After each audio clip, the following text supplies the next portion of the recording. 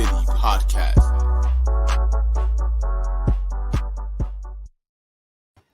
And we are back, ladies and gentlemen, another episode of Keys to the City. I'm your host, Trevor Keys, alongside the Joseph Garner. And Ted had to go somewhere, but he's coming right back as I see him on the camera.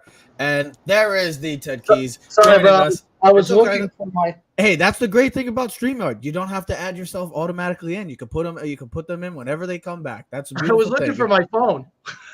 You're looking for your phone? Do you have your phone now? No, of course not, because I wanted to share it to the Giants pages. So what else is new? Unprepared. Well, speaking of looking for something, we're going to be talking about, last week we talked about the wild AFC West. Now we're going to move over to where we live, the East Coast. Ted's gone again. The East Coast, as there are lots of question marks surrounding the East Coast teams, maybe not named the Buffalo Bills. And yes, we are going to be talking about, I put out an article the other day about two Alabama quarterbacks who faced, some major pressure this year. Jalen Hurts and Tua Tagovailoa. We'll talk about which one faces the more pressure. But we're going to talk about two teams right now. Well, if you see right behind me, which one? Right here. Yeah, I know. It seems so long ago that those days of the New York Football Giants winning Super Bowls, it seems like an eternity. And the team that they actually played in the Super Bowl is who we're going to be talking about also, the New England Patriots, because right now, all we've been hearing, guys, are reports that both offenses are anemic, awful, putrid, laughable, and they have major question marks as they go into tomorrow's first preseason game on NFL Network at 7 o'clock. The New England Patriots take on the New York Giants. So, guys, I know we are Giant fans, and we've been experiencing this, lackluster franchise, this laughable franchise that it's been. I hate to say it. There's no better team to me, bigger fan than me, than the New York Giants. But let's be honest, guys. This franchise has been a complete laughingstock for the past 10 years. It hasn't been good. It hasn't been competitive. I was looking the other day. Every team since, I believe, 2012 has won the NFC East, not named the New York Giants. The Commanders, Redskins won it multiple times. The Eagles have won it. The Cowboys have won it. Where are the New York Giants? Boy, oh boy. Let's hope that this year is a different new regime under Brian Daboll. But let me ask you, Joe, I'm going to start with you. Which offensive issues to you, and I know you're a big Mac Jones fan. You've been an advocate since his days at Bama. You've loved him, and we were kind of we were going after you. But you've been an advocate, a huge supporter of Mac Jones. Who do you think, going into tomorrow's games, the game offensive issues are more concerning? Is it the New York Giants, or is it the New England Patriots? From a realistic standpoint, it should be the Patriots, but I do think it's the Giants. And why I say it about the Patriots is, if you look at the New England Patriots, their roster is pretty underwhelming. You take away a Devontae Parker, a Damian Harris, and a Mac Jones, and you got a lot of nobodies on this team. Hunter Henry, a guy that, Janu Smith, but these aren't superstars. That draft pick, their first round pick, Cole Strange, it was a strange pick. Literally, no point intended on that one. Right? So Bill Belichick always seems to have a plan, and he always seems to know a little bit better. But Mac Jones, the pressure, I don't think there's mounting pressure on this guy. I don't, because listen, everything is built in right now. The Bills are the team to beat in that division. Yeah, that's guaranteed. Miami may or may not be a really good team or a pretty good team, or we don't know yet. It's all going to really come down. Well, obviously, we'll get to that in the whole Tua thing, but I think if you're Mac Jones here in year 2, you're looking to make an improvement on last year. I don't think you're not in the same shoes as Daniel Jones and Saquon Barkley, who are literally playing this season so that they have jobs next season. So from that standpoint, this Giants offensive line, we've already seen a couple of injuries. The kid that got from Carolina, North Carolina, he's out for the year. Matt Gonzo, who they picked up from the Falcons. He's done forever. So you were trying to add depth to this thing, and instantaneously you lost a lot of that depth. And as a matter of fact, the kid from Carolina got moved over to the tackle position. They were looking to swing him to both sides between Neal and Thomas. And again, you're back to not having any depth. They went out. I think they brought Will Holden in, Yes, who's a solid guy. But again, it's like having Cam Fleming the last few years. Great for depth on the roster. And then Teddy, you put him in the game, and it's like, oh, God, why is Cam Fleming on this team? And I have a bad feeling the Giants may run into depth issues on that line, and I don't know that. Again, it's so much to play for. If that becomes a problem, Saquon can't hit holes, Jones gets too pressured, the things mount quickly, and it changes the Giants franchise going forward. I think Mac Jones could have an off year, and they'll bounce back next year and go back to the drawing board. So it's equally concerning, but in different ways. Joe, I would say the only thing about the whole Patriots thing, they've never been known to have superstars. And I know that, yes, well, what do you mean? They won 6 Super Bowls. But they all, with the exception of that 2007 team, if we remember the 2007 team with Randy Moss, they had Wes Welker, they had the greatest offense, that we ever saw up to date. Was it because of just having Tom Brady as filling all those missing pieces, those superstar talents? Because this team has never been known as a franchise that have the big name guys. It's just never been like that. It's always been Brady, and then he just made everybody that much better. I would say the talent that they had was pretty good. I mean, I'm not saying Troy Brown, David Patton. No, I know that, but they had. Let's be honest, Aaron Hernandez and Gronk. They've always had good tight ends, but never superstars. Ben Coates days. It doesn't have to be superstars. They've had always better players. A lot of these guys turn into a guy like Logan Mankins, who became a Pro Bowl guard. I'm saying you see a lot of that where they're not stars, but these guys make Amendola, Wes Welk. I mean, they've had better players. Because while Joe was talking, I wanted to make Joe's right. The Patriots depth chart, and I totally forgot Devontae Parker, but yeah, they traded for him. Here's the thing, Trev. You and me, we're I don't know what's the word is, egomaniacs, but we feel like we know everything about football, and not everything, but we like.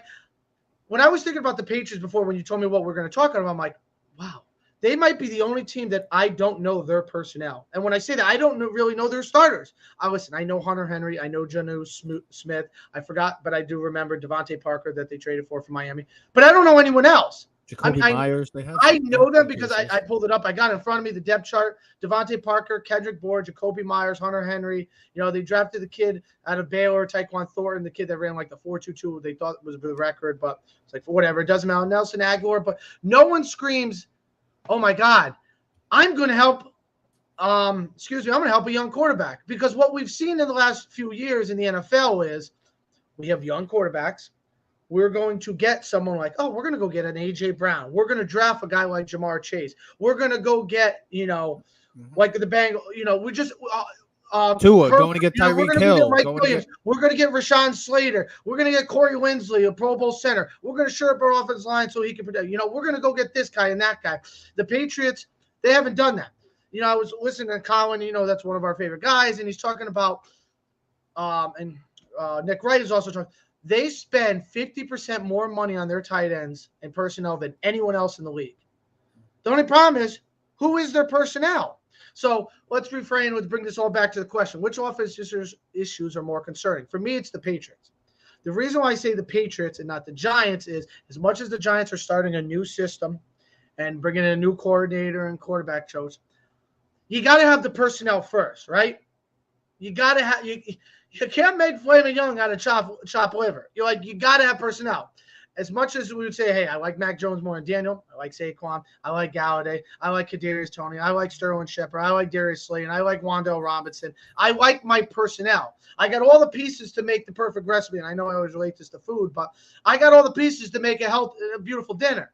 Yeah. What I'm playing with Mac Jones is I got scraps. I got a defensive coordinator and Matt Patricia, who was a failed head coach, running the plays. I got Joe Judge. Do we have to bring up Joe Judge? I think we know what he's famous for. I think we know who he's famous for. I mean, we know this because we brought in Jason Garrett, that thing, and we realized Jason Garrett really wasn't the issue. It was maybe Joe Judge. And the more concerning issues is the Patriots. Okay, the Giants have the personnel. Joe is right though. There is more pressure on the Giants though. in their stars because Saquon's playing in his last year's contract. Daniel Jones might as well be playing for his career right now because he's going to be a journeyman and might be out of the league. That's how it go. So and I wanted to be up in front, and I'm like, but here's the other thing. I look at the Giants' schedule too. It's the Titans, the Panthers, the Cowboys, the Bears in the first 4 games. The Giants have a good likelihood to go 2-2. That if everything goes right. Then I look at the Patriots. I'm like, first game of the season down in Miami. All right. Well, what did Miami do for their quarterback this year? I don't know. Get everyone that they could to help their young quarterback out. Following week, Steelers. I know people are down on the Steelers. It's still the Steelers. They're going to have a really great defense. Are they in Pittsburgh or is it New England? And here's the thing, Are they Jeff. in Pittsburgh? Think about the Steelers, right? I know we complain about their quarterback and Trubisky. They have more talent on the offensive side than the Patriots, right? Then they got the Ravens. Then they got the Packers. You're looking at the Patriots going 1-4 in the first 5 games. They have a really tough schedule. I also look at that conference and say the Patriots in the AFC are much tougher than the NFC. If you were ranking teams, you would put on the top 10 teams in the AFC before. You know what I mean? So the competition is going to be tougher. I think the Patriots are in for a really, really poor year this year. I do not have them going to the playoffs. And everything that you think about what is to be successful in the NFL is young quarterback, a lot of talent, good talent.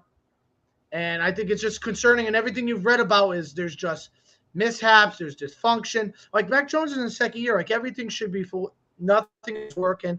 I understand defense is ahead of the game in the season. Offense takes time because it takes practice. He's choppy. I had to cut him off because he's choppy. Your internet's going down over there. I don't know what's happening over in the East Coast. I guess you're having question marks yourself. Maybe you should move over and put it into a better spot. I'll put you off for a hold for a sec. But you both had the Patriots going as the team that has more concern. I would not be shocked to have a better. I mean, Stevie, you might be onto something. That's why I'm actually going to go with the New York Giants. I'm actually going to go with the New York Giants because of the fact that, look, I know somehow, some way, the Patriots always find a way to manage to get to 500 or somehow get to the playoffs. And I don't think we didn't. A lot of people didn't believe that the Patriots would get to the playoffs last year, and they did. My only question mark is, what the hell are they going to do with this whole offensive coordinator situation? Are we really going to see Matt Patricia, a former defensive coordinator, be the offensive guy, or we're going to see a guy in Joe Judge who was made the New York Giants the national laughingstock of the National Football League back not too long ago? It was only 7 months ago where the New York Giants were getting laughed at by a guy named Joe Judge because of the just awful play calling. Belichick, I think their biggest mistake is maybe Belichick has ran past his time, and they probably should have had the guy that just went to Las Vegas as the new head coach, and that's Josh McDaniels. That was long in waiting. I don't know why they never made the move, but it's Belichick. He's not going to go anywhere. My thing is the New York Giants, and it all comes down to, it comes down to Daniel Jones. I know everybody's going to be like, oh, it's only training camp. Okay, it's only training camp, but this is also year 4 going in. This is not supposed to be happening still. The same miscommunication, the same mishap. Yeah, but it's a complicated offense. Okay, I get that. But if you're that damn good, like if you're that good, if you're a quarterback that everybody says, if you're all we ever hear from Daniel Jones, oh, he's a hard worker and he's the smartest guy in the world. Okay, then where is that smart brain of his? Like, if you're smart, make the right decisions. You have the talent. Like, hold on, Ted. You have the talent. You got Saquon Barkley, one of the best backs when healthy. We already know that. You have Kadarius Toney, who's an electrifying player. Wan'Dale Robinson looks like he could be an electrifying player in this league. Kenny Golladay, when healthy, is a big play red zone threat. You have options. Sterling Shepard, one of the better slot receivers in the game when healthy. I know I'll keep saying when healthy. They got an offensive line that's improved now with Evan Neal. They got Andrew Thomas, who was on all pro caliber last year. They added the interior with Gilkowski from the Colts. They've added depth. They've added help on that offensive line. When I still see Daniel Jones not making decisions, I'm not talking about the throw that everybody's been talking about, him throwing out of bounds to Kenny Golladay, which was a smart decision, because if he does throw that to Kenny Golladay, I don't know if you guys know what throw I'm talking about, but it's the one throw that everybody seems to be saying, what the hell is he doing? That would have been a pick 6 for anybody that wants to be the smart people out there. And I know Colin Cowherd was ripping him for that. That's just not a good throw. No, that's actually the smart decision because it would have been a pick. But he's still making bad decisions. He's still eyeing his receivers, staring down his receivers. You're not supposed to be doing that. You have to be getting better. You have to be improving significantly. And Daniel Jones is still just at that, I don't know, range. Like, what is Daniel Jones? All we hear, oh, he's one of the better dual threat game quarterbacks in the league. I get that. Oh, he's smart. He's a hard worker. Okay. I've actually heard Tyrod Taylor's actually looked better in practice. Then exactly. Like, that's my point. Then a veteran. Tyrod Taylor is a veteran. Well, hold on. Tyrod Taylor is a veteran. He's a consistent veteran. He's just had some really, really unfortunate luck in the past couple of years. But when a guy that's been playing for that long is out playing the guy that we all think, oh, that he's supposed to be a franchise quarterback, I'm sorry, but that's concerning for me to see Daniel Jones still having major issues that rookie quarterbacks I get would have. We're going into a year that this is it for him. He struggles, he's going to be a perennial backup for the rest of his career. He'll never get another starting job. If Sam Darnold could get, no.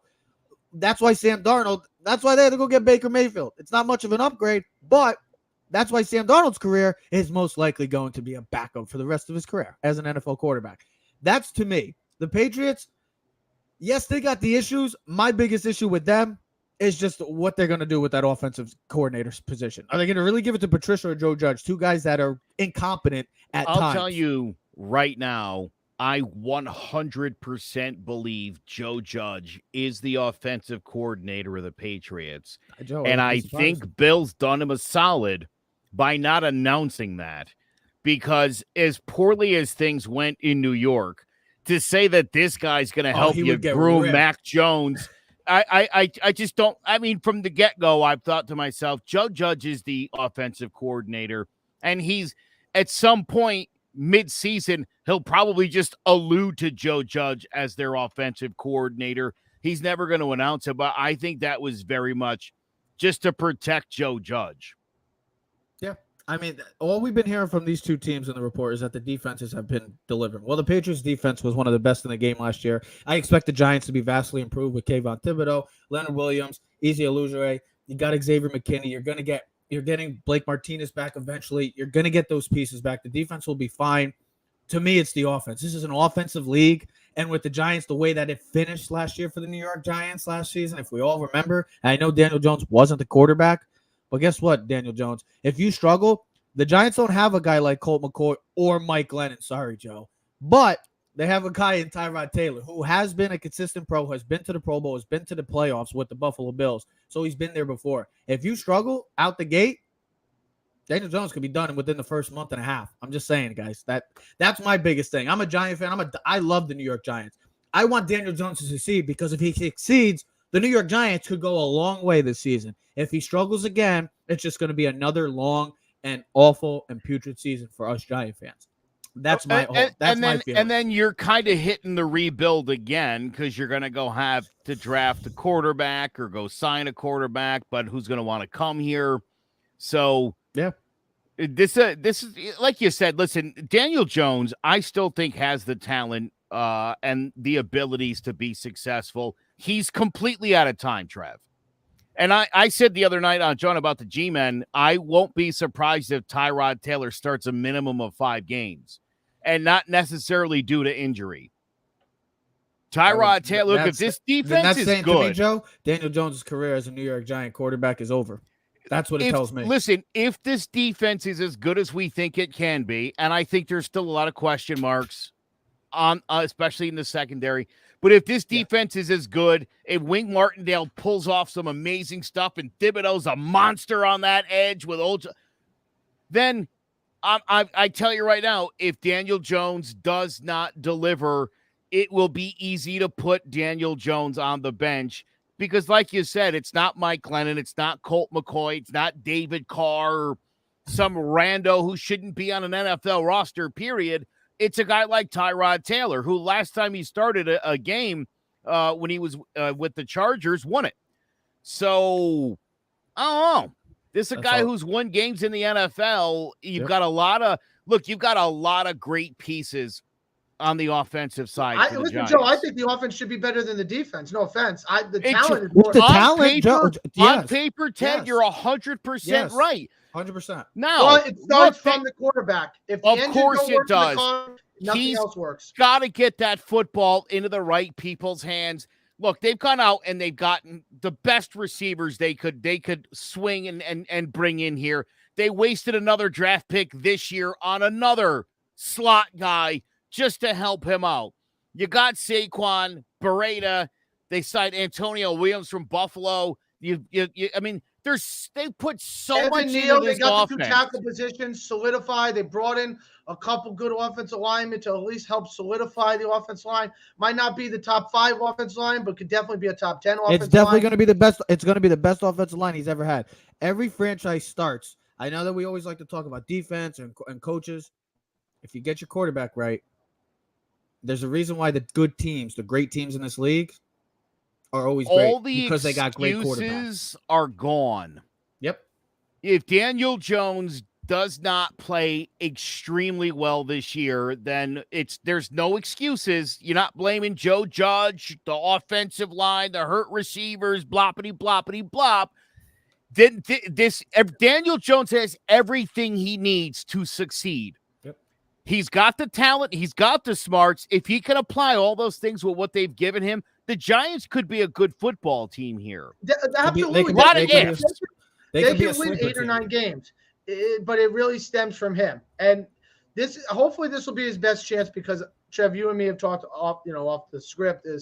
Seems like Saquon's the healthiest he's been since his rookie season. All right. Oh, yeah. Hopefully Galladay and Tony are healthy and ready to go, which they were not. Don't forget, those guys were not ready to go, and that hurts because he never built any chemistry with them. We read, Rondell Robinson, the kid from Kentucky. He seems like, hey, listen, gadget play, get the ball in his hand 5-6 times, like what we thought Tony would be. Get him the ball, let him use his speed, use him on special plays. The offensive line should be much better. It's healthier. So, Joe, if anything, this is maybe his best opportunity, even though it's his 100%. Last opportunity to succeed. Joe, I'm glad you just said that. Real quick, Ted, for a last opportunity, they couldn't have hooked him up anymore. Like, they've done everything as a franchise they can. Like, dude, you got to do this now. Like, again, there's literally, you look around that roster, there's no excuses. The time is ticking for you, buddy. Didn't pick up his 5th-year option, so he knows what he's playing for. You got to hope for an Aaron Judge situation and not a Joe Judge situation where a guy's banking on himself and is going to put up monster numbers. I still insist Daniel Jones is going to need to throw for around 30 touchdowns. I don't see the Giants in this NFL being competitive and winning more games than they lose if this guy's not like everybody else in football and throwing about 30 touchdowns. I don't care if it's 24 in the air, 6 on the ground, fine. 30 touchdowns from Daniel Jones or he's gone. That's where I'm at with this guy. Gone. Well, so you were just saying about this is it and adding everything you can to make this guy succeed. Well, let's get over to 2 East Coast teams once again in the NFC East and in the AFC East once again as we are talking about the East Coast this week. And then we'll be talking about the AFC North and the NFC North coming up in the next show. So stay tuned for that. What are you going to say? You have something? No, I was going to say to Joe's point, I think 30 touchdowns. I know you want to move on. I think 30 touchdowns is a lot. I just looked it up. Only 9. Well, he just said it. If it's 24 in the year. Last year, only 9 quarterbacks threw for over 30 touchdowns. I just wanted to have that checked. But, you got to be somewhere in the Carson Wentz, Russell Wilson, Kyler Murray, who Carson Wentz threw for 27-7. Russell was 25-6, probably would have thrown for 30 if he wasn't hurt. Kyler Murray was 24-10. Trevor's favorite player, Derek Carr, was 23-14. My boy, don't talk about Derek Carr like that. So me and Joe love Derek Carr. We're Derek Carr supporters. I'm thinking 30. Super Bowl MVP coming up. If he's throwing 30 touchdowns, he's MVP, and the Giants are winning the division. I think relatively it's 22-26 with 12. So 24. Here's my thing. I don't really care. I just want ratio. I just and need him to maybe stay 4 healthy. Russians. Stay healthy and just seem like you're going in the right direction. If not, you're done. But you were just talking about it, Joe. This is it. Well, maybe not for Jalen Hurts, but definitely for Tua Tagovailoa. This is it. And I just put out an article on media.com, clovercrestmedia.com too. You can check it out with Tua talking about who faces more pressure. I randomly just I was doing it at work. I literally was just like, you know what? screw this. I've been wanting to do it, and I just wrote it up just like that on the spot. But these are two quarterbacks. You think about both of their stories. Tua, all the praise in the world coming out of college. Oh, he's going to be the next great thing. And Jalen Hurts kind of had to work to get to where he is currently. Tua being the 5th pick, the ultimate, well, we're going to see what if the Dolphins took Justin Herbert or Tua. We'll never know, but we will see after this season. For me, guys, you look at these two quarterbacks. I don't know if Hurts is as much pressure as Tua, but he has to be in the sense of what they did. They go add some nice pieces. Plus, if we all don't forget, this team was a playoff team. This was a team that last year was supposed to be projected to be the finish dead last in the NFC East. They made the playoffs. So there is some sort of pressure. It is Philly. But you look at Tua, I mean, what else do you have to explain for him? This is a guy that's gotten everything. You got the fastest player in the league. You go get Chase Edmonds. You go get Sony Michel. You go get the best left tackle on the market at the time in Teron Armstead. You get Cedric Wilson. You already have Jalen Waddle. Your defense was one of the top defenses in the game. And all we've been hearing about is, oh, well, the numbers. Well, I don't know how people remember, if people forget. But in two full seasons, this was also before he got injured at Alabama. He had 76 touchdowns to 9 interceptions. This was in 2 full seasons of what he played. Got hurt, like I said.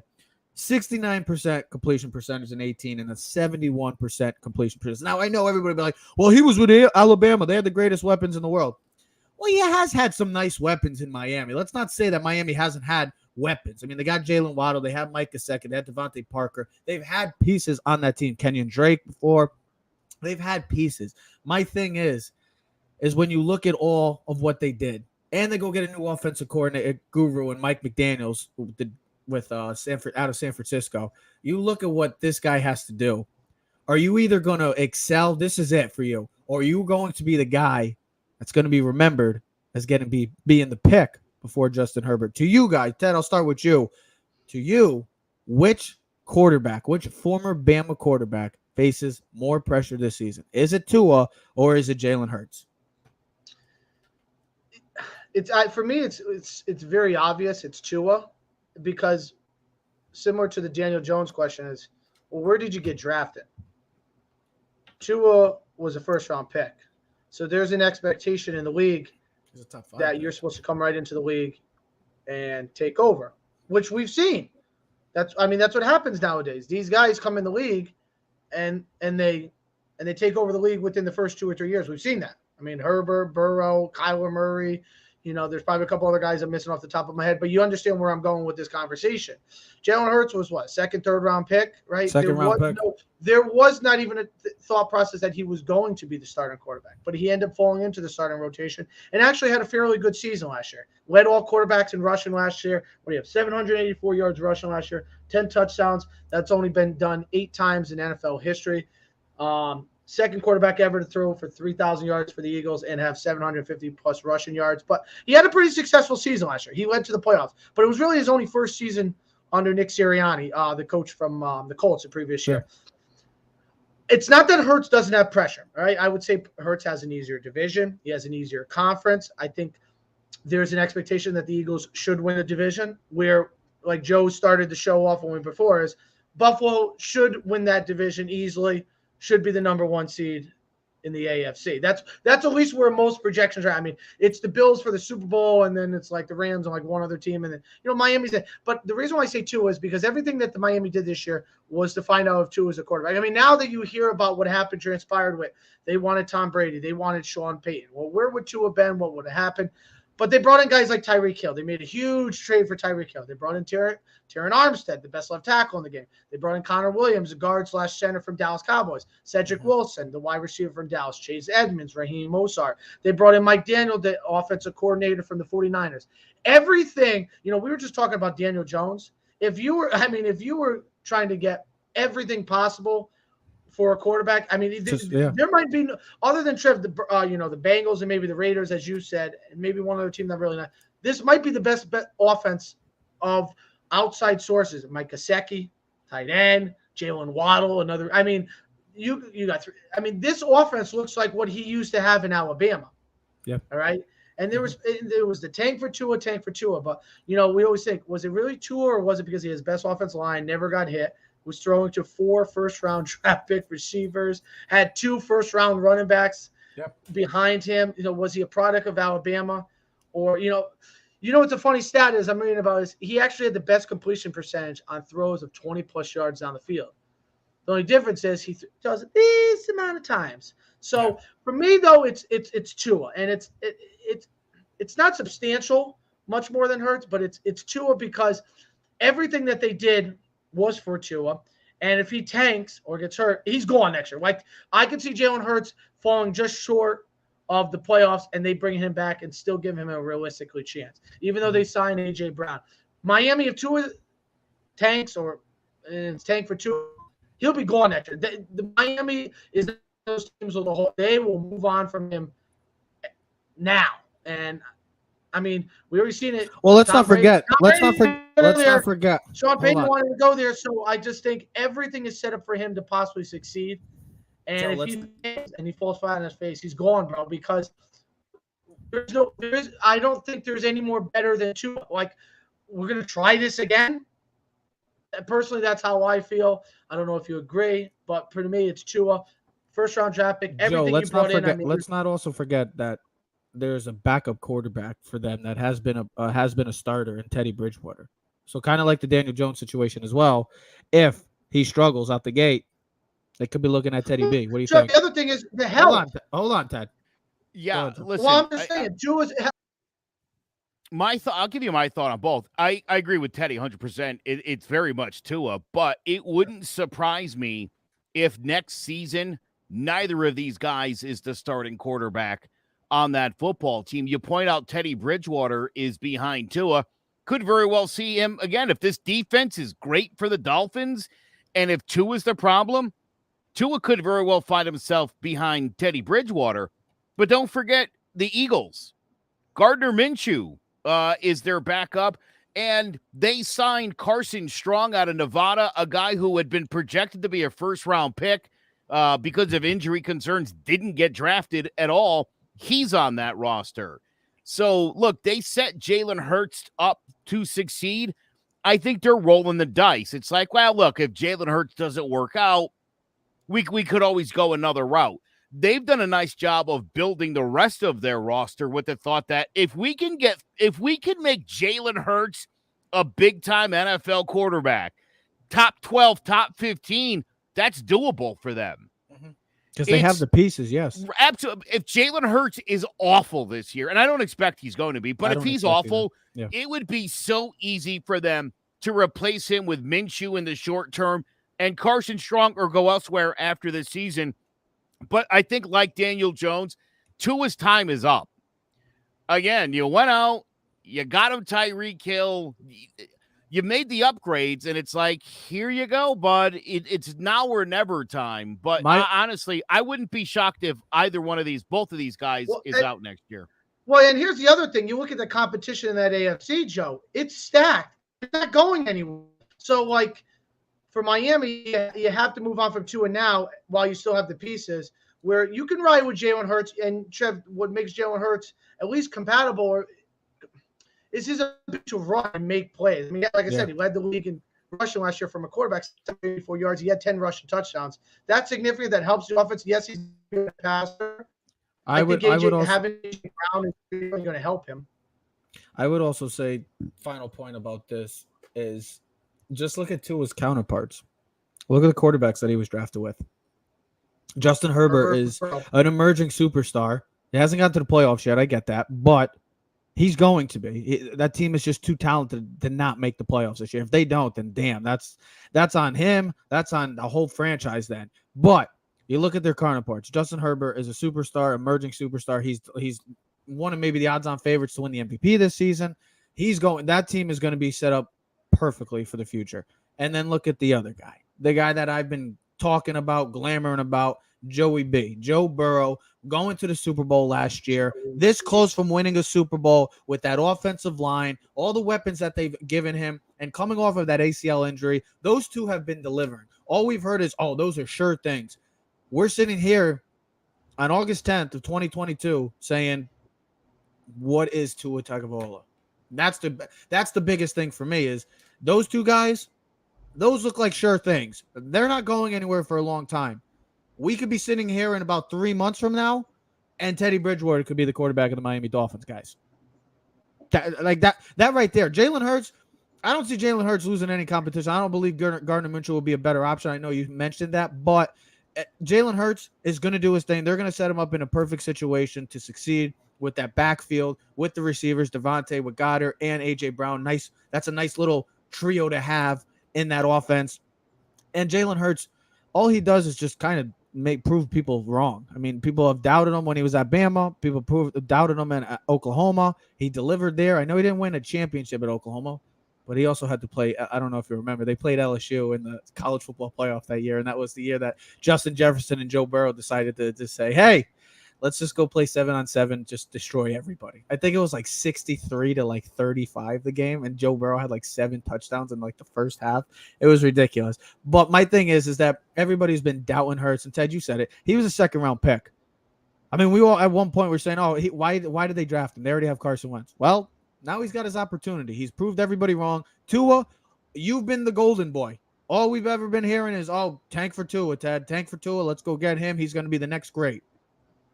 We're sitting here, year 3, saying, what do we make of Tua Tagovailoa? That's the thing. That's what it comes down to me. I think it's a simple question. I would say Tua. It just has to be. Daniel Jones and Tua, everything's on a silver platter, guys. Now you got to go do your part. I'm at the point in this conversation that I would say Tua has the most pressure of any quarterback in the entire league. I would 1,000% agree with you on that. And what about Daniel Jones? Who cares about Daniel Jones? There's no expectations the Giants to even make the playoffs. The Giants win 7 games. Everyone's going to be like, oh, all right, we're improving. If Miami wins 7 games, yep, you're done. Tua's gone. It's absolutely, bro. And because you brought in a Kyle Shanahan type coach who's really quarterback savvy, and he's going to make Tua's life better, right? And you got 2 of the fastest receivers in the game. You got a Pro Bowl tight end. You got speed running backs. I mean, they can run the 4x100 relay on that team. You brought in one of the best tackles in the game in Terrence Armstead, which should definitely help him out. The offensive line should be more improved, right? There is no more excuses. This is your 3rd year. This is this is the Josh Allen 3rd year. Like, everyone makes that huge jump. Like, 3rd year, boom, man. This is where you take over. There can't be no more excuses. Now, let's hope Mike Daniels' offense helps Tua out. They got to throw the ball deeper down the field, because I think he was like 28th in the league last year with like attempts of distance of throws. Like, I think it was like Andy Dalton and like a bunch of backups that no one even cares about that had less than him. So, it's on him, bro. It's on him in the Miami offense. I mean, yep. And especially, here's the other thing, Trev, and I think significantly, I think it's a major part, is because of the 2 other guys that were drafted. Now, I know they couldn't get Burrow, even though they tried to move up to number 1. But Joe Burrow was in the Super Bowl, and Justin Herbert, no offense, when they ranked quarterbacks, like, he was a tier 1 quarterback. Like, he's up there with Brady and Burrow and the best guys you could think of. And maybe other than Josh Allen and Mahomes, like, Herbert's right there is where you would start your franchise with. Yeah, I mean, that's what it comes down. And that's significant, because they could have had Herbert. That's what it comes down to, is that you just I look know at his it's a what counterparts. if, but it is a major what if. They chose you, so at least prove them right. If not, see you later. And like Daniel Jones, or Sam Darnold, you're gonna be packing your bags and finding another place to go. I'll say the last thing about Jalen Hurts. What a huge step up in his second season. As if you look at his numbers, he actually got really good in the second half of this season for the Eagles, and their record reflected that's why they made the directly. That's why they made the playoffs. 100%, dude. This guy doesn't do a lot of stupid things. You take out the Giants game that they lost. Yep. Where he threw 3 picks. Mm-hmm. You don't really see a whole lot of that as you're looking at this guy's stats, man. He plays clean, he plays smart, he can make plays on his feet. Teddy mentioned how many yards he rushed for last year, 784. Yeah. And also put the ball in the end zone 10 times with his feet, 16 in the air, 26. See what I'm saying? Yeah, that's a Got step to be up. around 30 in this league if you're going to be Especially- a dual threat guy. Exactly, especially if you're a dual threat. If you could get that 30 range, having a couple rushing touchdowns too, then do that. But for guys like Tua and Daniel Jones, this is it for you. And if it doesn't work, as the great Arnold Schwarzenegger once said, "Hasta la vista, baby."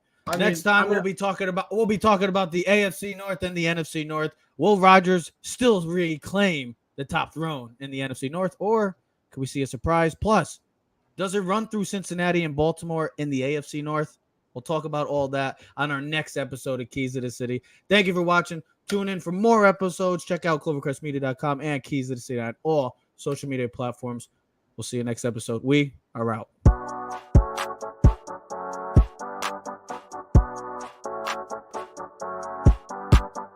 You are now in tune to the Keys to the City podcast.